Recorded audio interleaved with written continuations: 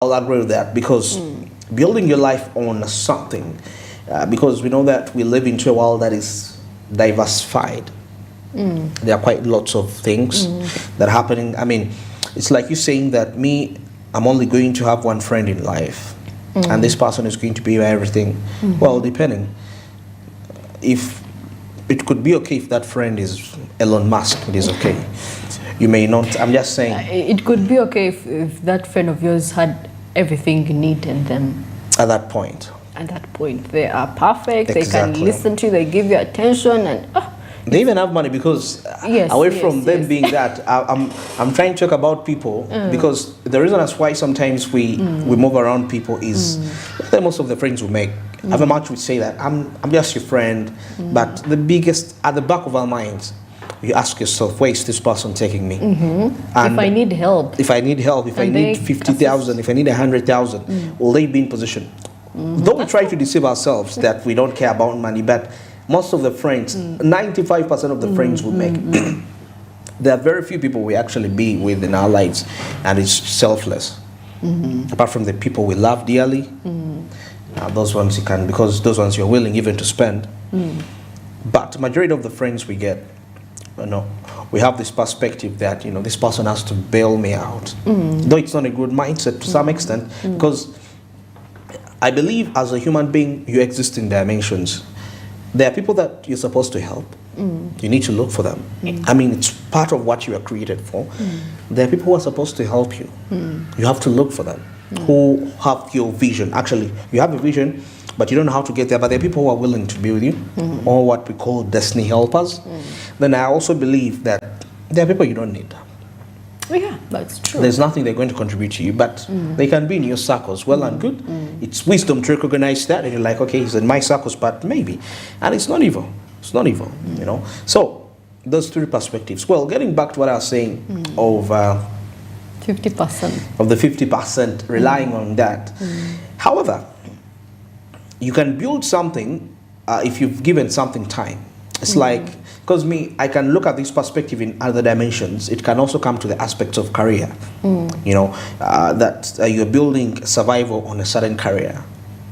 But the question is, how sure that actually that career is going to sustain you for the rest of your life, have your grandchildren, pay your bills, and do all that. Well, it all comes back to the time that you give that career, in terms of that. They're okay. I mean, it's okay. I know there are people that have actually been moving around doing this, and they're successful, and they have made money. Somebody tells you, for me, I do something based on the seasons that are happening. If it's a season for this, I'll do this. If it's a season for that, I'll do that. And they have succeeded. They have made money. But still, there is being that, but when there is no identity, what defines you as a person? If you're here, you're there. So that's why it's important to always have that thing that identifies. It's something which we've been talking about Russia, Uganda. That what is that thing that when you mention Uganda, that thing you mentioned that people, what comes in someone's mind? Oh, Uganda. Like I mentioned coffee, I know Brazil, Italy will definitely come in. When I talk about wheat, grain, Russia, Ukraine. So what is that thing that Uganda has that once it's mentioned, once the name Uganda is mentioned anywhere, somebody will first think of all this and that. So it all now comes back to your personal individuality. However much it's important to have diversification. Don't rely your survival of your business or your personal being on just rotating on one aspect. At some point it is okay, but still at some point, if you establish yourself and make yourself a name, a brand, people will identify with you that way. And trust me, you'll be in position to get to places that you've never imagined. You see, the thing about businesses, when you relate this to business, is just that with the 50%, you cannot entirely think they're going to be consistent. So that is why you need to go 50%. The 50%. If you're to rely on the 50% on one person or one consumer or something, if you're maybe having produce, and of course this company has been distributing 50% or you're distributing 50%. It doesn't, there is no, you have to have backup. Backup.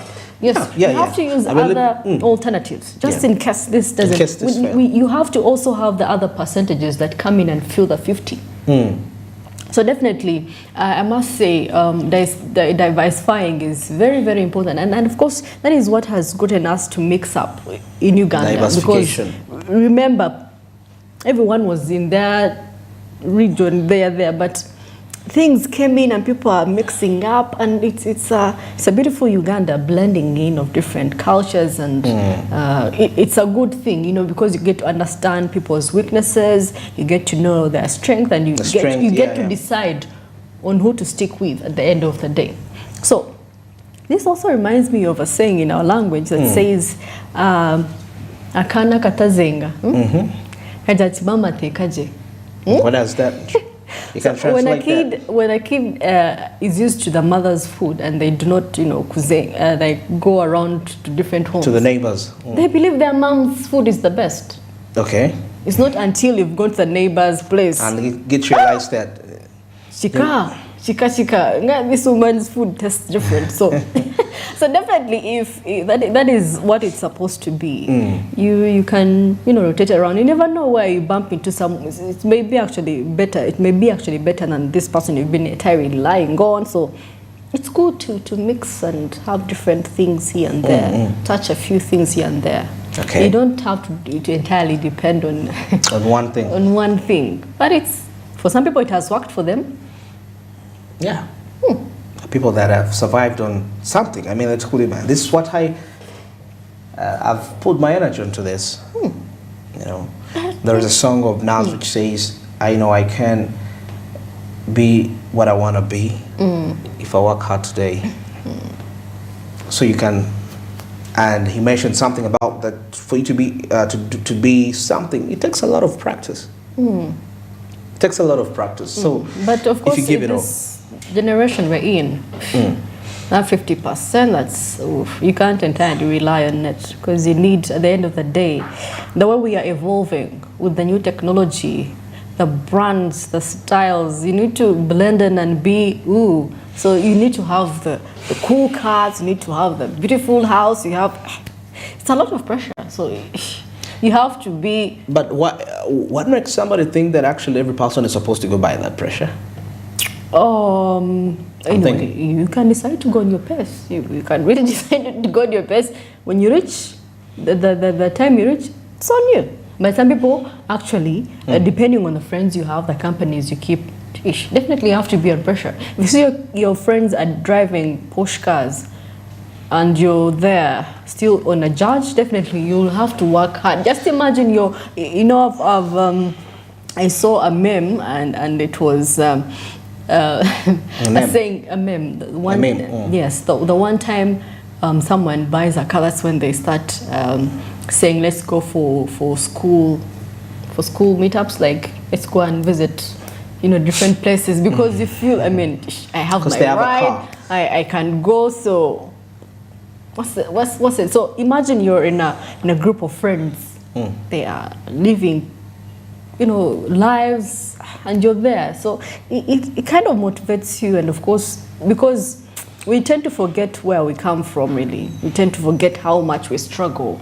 And of course, that is why most people have really had mental health issues. Okay. Because of the demand of society. Society is demanding. You're aging, you're a lady, you're aging, you're 30 plus, and the whole village is asking you when the day is coming. So definitely. The day for that day. Which day? Marriage. Marriage. But you see one thing.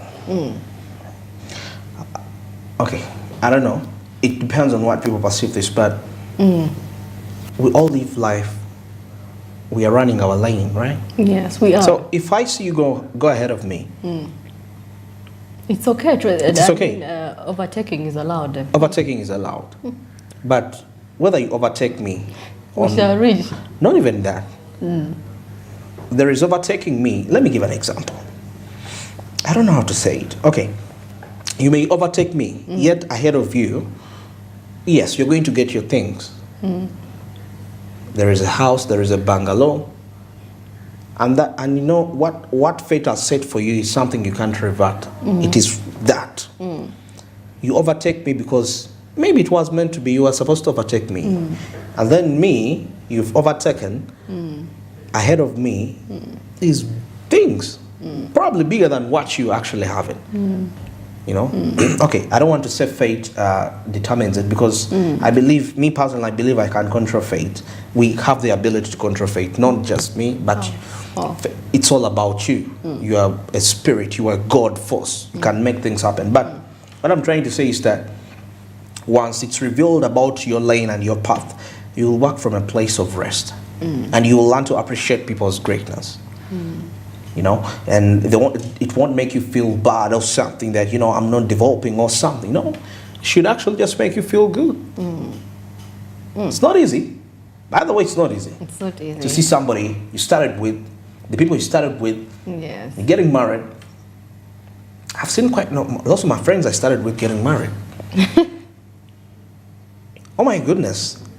I think the biggest number of them is the people I started with in senior 3, O level. The girls. 85 are married. The guys have married. University, the people you started with at university have married. But that doesn't put you in a point of, you know. But I'm grateful for where I am. To some extent. I'm running my race. So you're also running your race out there. Well, it's a very interesting conversation. Definitely, we can talk the entire day. But anyway, as we sum this up, we had a conversation here to do with microfinance MDIs. And of course, we see there is the aspect of increasing the minimum share capital. And this is for those who want to start. That is a microfinance. But of course, you also need to understand that currently you have to deposit about 500 million Ugandan shillings. And of course, the minister wants to increase this to 10 billion. Wow. This is crazy.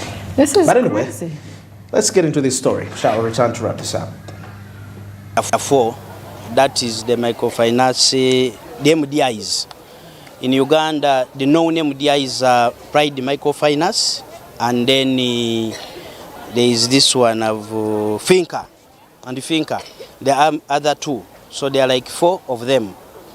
And what the minister introduced was to increase, the minimum share capital that anyone who wants to carry out business of MDA should deposit with the Bank of Uganda. Currently, the position is that you deposit 500 million to begin that business as MDA. Now, the minister is saying, let us increase it to 10 billion. Okay? Now, there are 2 things. One, some of us look at it as a way of locking out other would be competitors with the 4 MDAs that are already in existence. Okay? Because once you say 10 billion, how many Ugandans can afford 10 billion shillings to begin that kind of business? Okay, for us, some of us, we said that is where the biggest challenge is. Okay?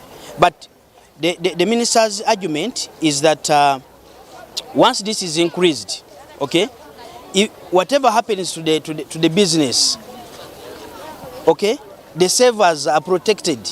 That at the end of the day, they can always, Bank of Uganda can always pay them their money that they have lost as a result of maybe mismanagement, or if the bank has been dissolved and that kind of thing. But we feel, in my view, I've not done a lot of economics and so on, but from an ordinary reasoning, one would imagine that that is just trying to lock out. We need a competition, and the competition is healthy, okay? And you know, most of our areas cannot afford to have banks. We cannot afford to have the MDAs. And how many of MDAs are visible in most of our districts? They are very few. They are not there.